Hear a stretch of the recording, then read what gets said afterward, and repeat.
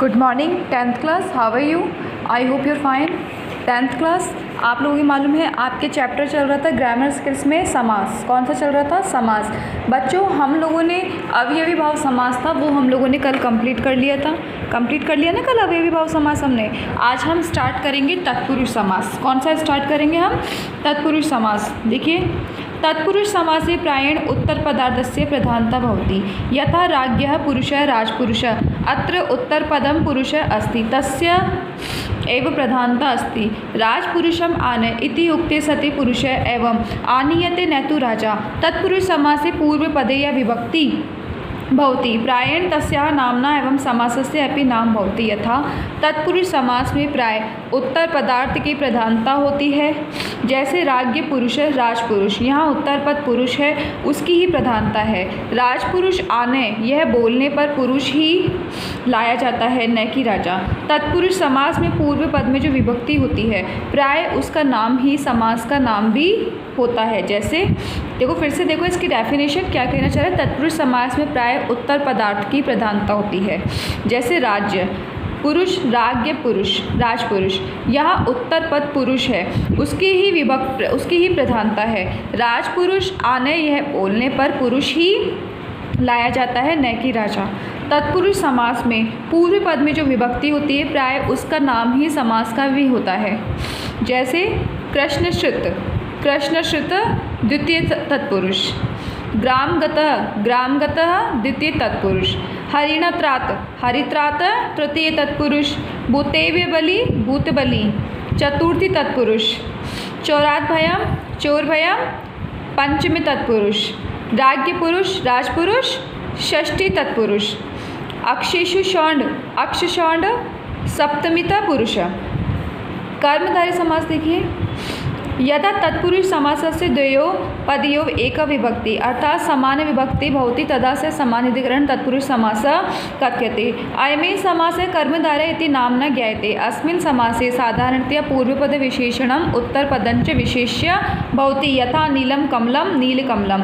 अस्मिन् उदाहरणे नीलं कमलम् इति द्वयोः पदयोः समान विभक्ति अर्थात प्रथमा विभक्ति अस्ति। अत्र नीलम् इति पदं विशेषणं, कमलम् इति पदञ्च विशेष्यम्, अतः एव अयं कर्मधारय समास अस्ति। कर्मधारय समास देखिए, जब तत्पुरुष समास के दोनों में एक विभक्ति अर्थात समान विभक्ति होती है तब वह समानाधिकरण तत्पुरुष समास कहा जाता है। यही समास कर्मधारय इस नाम से जाना जाता है।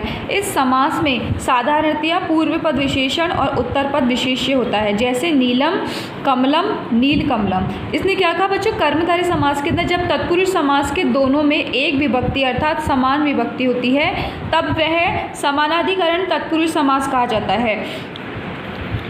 यही समास कर्मधारय इस नाम से जाना जाता है। इस समास में साधारणतया पूर्व पद विशेषण और उत्तर पद विशेष्य होता है, जैसे नीलम कमलम नीलकमलम। ठीक है, आगे देखिए, इस उदाहरण में नीलम कमलम इन दो पदों में समान विभक्ति है अर्थात प्रथमा विभक्ति है। यहाँ नीलम यह पद विशेषण और कमलम यह पद विशेष्य है, इसलिए यह कर्मधारय समास है। आगे देखिए इसने क्या कहना चाहा है। इसने ये बताना चाहा है कि नीलम यह पद विशेषण और कमलम यह विशेष्य है, इसलिए ये कर्मधारय समास है। बच्चों, जिस पद के अंदर विशेषण और विशेष्य दोनों मिल रहे हो वहाँ आपको इस बात का ध्यान रखना है कि वहाँ पर कौन सा समास मिलेगा?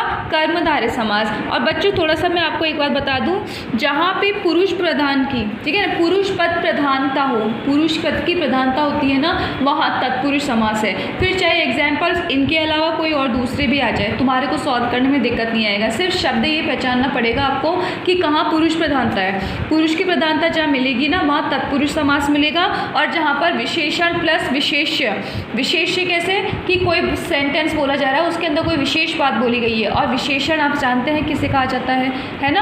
तो जहाँ हमारे को विशेषण और विशेष्य की प्रधानता अधिक मिलेगी वहाँ पर कर्मधारय समास कहलाएगा। समझ में आया?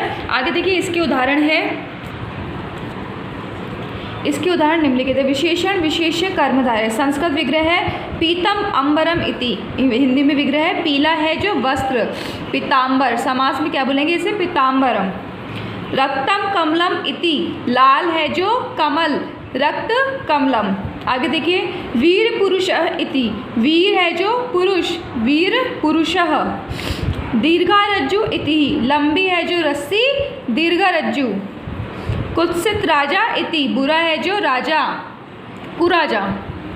महान पुरुष इति, महान है जो पुरुष महापुरुष। क्या कहते हैं देखो, महान पुरुष को, महान है जो पुरुष महापुरुष। श्वेतम वस्त्रम इति, श्वेत है जो वस्त्र श्वेत वस्त्रम।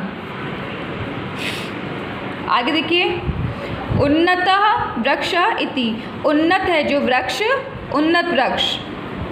सुंदर बालक इति, सुंदर है जो बालक सुंदर बालक। एका पुरुष इति, एक है जो पुरुष एका पुरुष। परम पुरुष इति, परम है जो पुरुष परम पुरुष। नीलम उत्पलम इति, नीला है जो कमल नीलोत्पलम। महान राजा इति, महान है जो राजा महाराज। आगे देखिए, उपमानोपय कर्मधारय। अब उपमानोपय, घन इव श्याम इति, घन जैसा श्याम घनश्याम। कुसुमम इव कोमलम इति, कुसुम जैसा कोमल कुसुम कोमलम। चंद्र इवम मुखम, चंद्रमा के समान है जो मुख चंद्रमुखम। शैल इव उन्नत इति, शैल पर्वत के समान है जो उन्नत शैलोन्नत। वज्रम इवम कठोरम इति, वज्र के समान है जो कठोर वज्र कठोरम। उपमानो उत्तरपदम कर्मधारय, पुरुष व्याघ्र इव, व्याघ्र के जैसा वीर पुरुष पुरुष व्याघ्र। पुरुषा सिंह इव, सिंह के जैसा वीर पुरुष पुरुष सिंह। पुरुषा ऋषभ इव, ऋषभ सांड के जैसा पुरुष पुरुषर्भ। कर किसलयम इव, नव पल्लव के जैसा हाथ कर किसलयम। मुखम कमलम इव, कमल के समान मुख मुख कमलम। पुरुष नाग इव, नाग के जैसा पुरुष पुरुष नाग। अवधारण पूर्वपद कर्मधारय, विशेषणम विशेषण्य समस्यते। अत्र अवधारणार्थ दोतितु विग्रह वाक्ये विशेषणार्थ परम इव शब्द प्रयुज्यते। यथा विद्या एवं धनम, विद्या ही धन है विद्या धनम। गुरु एवं देव, गुरु ही भगवान है गुरुदेव। तप एवं धनम, तप ही धन है तपोधनम। वेद एवं सम्मत, वेद ही सम्मत है वेद सम्मत। अन्यानि उदाहरणानि संस्कृत विग्रह। देखो, कृष्ण चासो सर्प, काला है जो सर्प कृष्ण सर्प। बच्चों ध्यान रखना, काला है जो सर्प कृष्ण सर्प आपको इस समास के अंदर बताया गया है। संस्कृत में हम इसे क्या कहेंगे, कृष्ण चासो सर्प, है ना। महान चासो ऋषि, महान है जो ऋषि महर्षि। महान चासो देव, महान है जो देव महादेव। कमलम इव मुखम, कमल के समान जो मुख कमल मुखम। महती चासो देवी, महान है जो देवी महादेवी। महादेवी को संस्कृत में क्या कहेंगे, महती चासो देवी महती चासो देवी। आगे देखिए,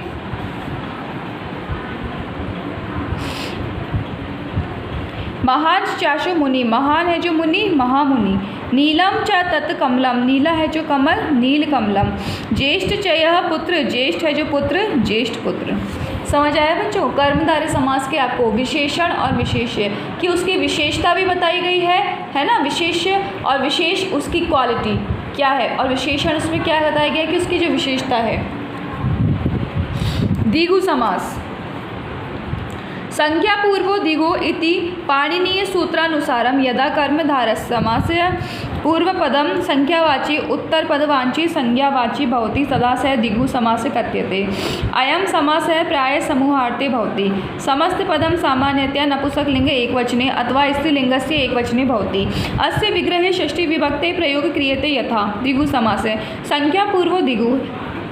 इस पाणिनीय सूत्रानुसार जब कर्मधारय में समास का पूर्व पद संख्यावाची और उत्तर पदवाची संज्ञावाची होता है तब वह द्विगु समास कहलाता है। बच्चों एक बात आपको इसकी विशेषता पता चल गई, जहां आपको शब्द संख्यावाची लगे तुरंत आपको ये पहचान लेना है कि वो समास द्विगु समास है। कौन सा समास है, द्विगु समास। यह समास प्राय समूह के अर्थ में होता है, बिल्कुल सही। समस्त पद सामान्यतः नपुंसकलिंग के एक वचन में अथवा स्त्रीलिंग के एक वचन में होता है। इसके विग्रह में षष्ठी विभक्ति का प्रयोग किया जाता है। बच्चों षष्ठी विभक्ति जानते हैं ना आप, सबने राम शब्द पढ़े ना, राम रामो रामा रामे राम रामभ्याम रामाय राम रामभ्याम राम भाई रामाय रामभ्याम राम भी रामेत राम रामभ्याम हे रामो हे रामा। ठीक है, आगे देखिए संस्कृत विग्रह देखिए, सप्तानाम दिनानाम समाहारम इति। बच्चों देखो इसके अंदर ही पता चल गया, आपको मैंने बताया था ना, जहाँ पर संख्यावाची शब्द पता चल जाए। इसने बोल दिया सप्तानाम दिनानाम समाहारमिति, सप्तानाम 7 दिन के लिए बोल दिया है ना, तो ये कौन सा समास आपको पढ़ने से ही पता चल जाएगा कि द्विगु समास होगा। 7 दिनों का समूह सप्तदिनम। त्रयाणाम भुवनाम समाहरति, 3 भुवनों का समूह त्रिभुवनम। पंचानाम पात्राणाम समाहरति, 5 पात्रों का समूह पंचपात्रम। पंचानाम रात्रिनाम समाहरति, 5 रात्रियों का समूह पंचारत्रम। चतुर्ना युगानाम समाहरति, 4 युगों का समूह चतुर्युगम। सप्तानाम ऋषिणाम समाहारम इति, 7 ऋषियों का समूह सप्तऋषि। सप्तानाम अहन समाहार इति, 7 दिनों का समूह सप्ताह। सप्त प्लस अहन। कुत्रचित द्विगु समास है स्त्रीलिंगे अपि भवति यथा, कहीं द्विगु समास स्त्रीलिंग भी होते हैं, जैसे पंचानाम वटानाम समाहार इति, 5 वटों का समूह पंचवटी। अष्टानाम अध्यायान समाहारम इति, 8 अध्यायों का समूह अष्टाध्यायी। त्रयाणाम लोकानाम समाहार इति, 3 लोकों का समूह त्रिलोकम। सप्तानाम शतानाम समाहारम इति, 700 का समूह सप्तशती। शतानाम अब्दानाम समाहार इति, 100 वर्षों का समूह शताब्दी। त्रयाणाम फलानाम समाहारम इति, 3 फलों का समूह त्रिफला। ठीक है, समझ में आए बच्चों? देखो ज़्यादा हार्ड नहीं है, समझ आप लोग कोशिश करेंगे तो आप सबको अच्छी तरह से पढ़ने में आएगा। ज़्यादा हार्ड भी नहीं है, ज़्यादा डिफ़िकल्ट भी नहीं है। अब मैं चाहूँ तो बहुव्रीहि समास भी स्टार्ट कर सकती हूँ, लेकिन अभी नहीं बच्चों, क्योंकि एकदम से आज मैंने कर्मधारय भी पढ़ा दिया आपको और द्विगु समास भी पढ़ा दिया है, ठीक है ना, और तत्पुरुष भी पढ़ा दिया। ऑलरेडी 3 समास आज हम लोग पढ़ चुके हैं। एकदम से ज़्यादा लगाऊंगी तो तुम्हारे ऊपर बर्डन हो जाएगा। तुमसे सिर्फ ये रिक्वेस्ट है कि आप सब लोग इसे पढ़ोगे नहीं, और जो वर्क मैं आपको दे रही हूँ वो भी करना, ताकि आप लोगों को कोई डिफ़िकल्टीज नहीं आएगी इसको पढ़ने में और इसको करने में, है ना। चलो मैं जो बता रही हूँ वैसे वैसे वर्क करते जाना। देखिए बच्चों, तत्पुरुष समास है ना, तत्पुरुष समास के चाहे आप ये उदाहरण एग्जाम्पल्स दे रखे हैं। देखिए यहाँ ये रहे, ये आप चाहें तो मत लिखिए, कोई दिक्कत नहीं है। लेकिन कर्मधारय समास है ना, कर्मधारय समास की आपको डेफिनेशन लिख करके इसके उदाहरण लिखने हैं। डेफिनेशन का मतलब ये नहीं कि आप ये पूरा पैराग्राफ लिख देंगे। देखिए दे रखी है ना छोटी सी, कर्मधारय समास जब तत्पुरुष समास के दोनों में एक विभक्ति अर्थात समान विभक्ति होती है तब वह समानाधिकरण तत्पुरुष समास कहा जाता है। यही समास कर्मधारय इस नाम से जाना जाता है। इस समास में साधारणतया पूर्व पद विशेषण और उत्तर पद विशेष्य होता है, जैसे नीलम कमलम नील कमलम, है ना। यहाँ तक आपने लिखा और उसके बाद में फिर आप यहाँ लिखेंगे। देखिए ये एग्जाम्पल दे रखे ना, इसके उदाहरण निम्नलिखित हैं। बच्चों एग्जाम्पल्स आप लोगों को पूरे लिखने पड़ेंगे, क्यों? क्योंकि बहुत मोस्ट है। लिखोगे तो आपके पढ़ने में भी आएंगे, नहीं लिखोगे तो पढ़ने में कुछ नहीं आएगा और दिमाग में भी कुछ नहीं जाना आपके। फिर द्विगु समास, द्विगु समास की आपको परिभाषा लिखनी है, हिंदी में लिखी हुई है जो, ठीक है ना। यहाँ से द्विगु समास है ना, ये यहाँ पर लिखकर, और आपके जो एग्जाम्पल्स दे रखे हैं ना, ये आप लोगों को आज होमवर्क है, कॉपी में करके लाने हैं। कल संडे है, कल संडे की छुट्टी है, तो ये जो वर्क मैंने आपको बताया है ये वर्क आपको सबको करना ही पड़ेगा। 9th क्लास 10th क्लास पढ़ोगे तो समझ में भी आएगा, पढ़ना कि सिर्फ पढ़ोगे बल्कि लिखोगे तो तुम्हें डबल समझ में आएगा कि भाई हाँ ये चीज़ मैडम ने समझाई थी। ठीक है, तुम्हारे ऊपर डिपेंड करता है कि तुम कितना ज़्यादा स्ट्रेंथ पावर अपना यूज़ में लेते हो। Okay, 9th class 10th class, bye, good day.